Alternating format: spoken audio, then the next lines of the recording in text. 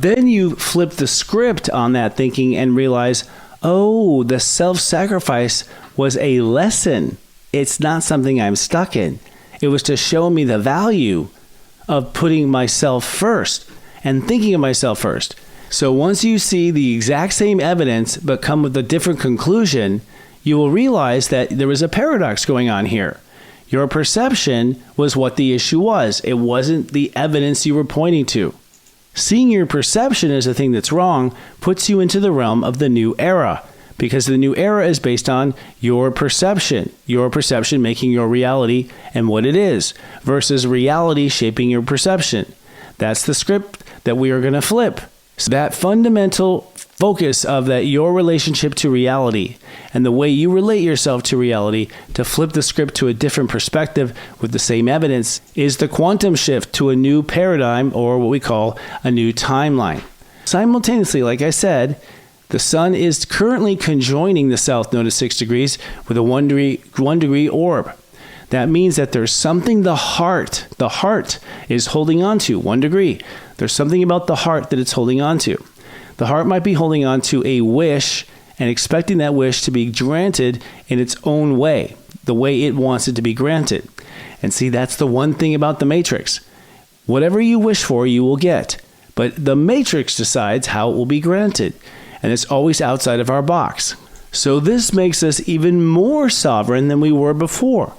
Because we are saying, I don't need the box or reality in order to create my perception.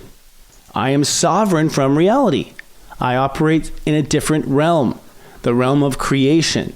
And to me, as the sun crosses the south node at 6 degrees, say that 5 times, you will then realize you are letting go of an entire mirage and an entire life and an entire reality based on defining yourself from the reflection instead of allowing the reflection to be defined from you. This is the power shift right there. In the sense that once you see this epiphany of how your attitude that's based on your belonging leads to your mirage, step 6, and that all of it was maybe not the right perception to adopt, because perception is what makes reality, this allows you to face the fears of Black Moon Lilith, which guess what? She's sitting at step 10 today.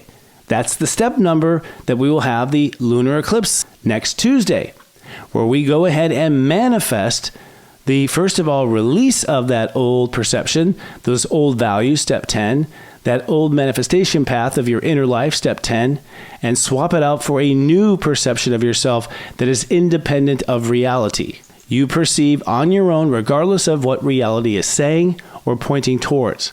The Saturn at 14, which gives you the authority of a certain attitude in life, those two components then move to Mars at 13, which basically says in the water signs, hey, all water signs, Cancer, it's time now to elevate your feelings and your reactions to your feelings based not on the evidence, based not on the crime, based not on anything that's happened to you, but based on where your heart believes is true.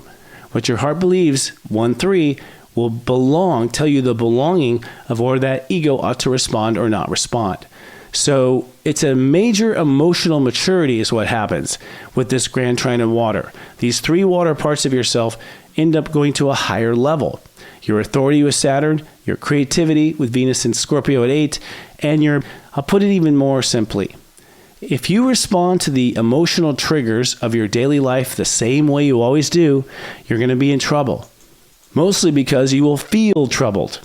And you will feel troubled because your ego at 13, Mars at 13, is not getting any support from you on its transformation of your emotions. You could say there's a resistance there, which is common in that 4, a counter resistance. And so that part of your life, wherever Mars is in Cancer, could be volatile for the next 2 days.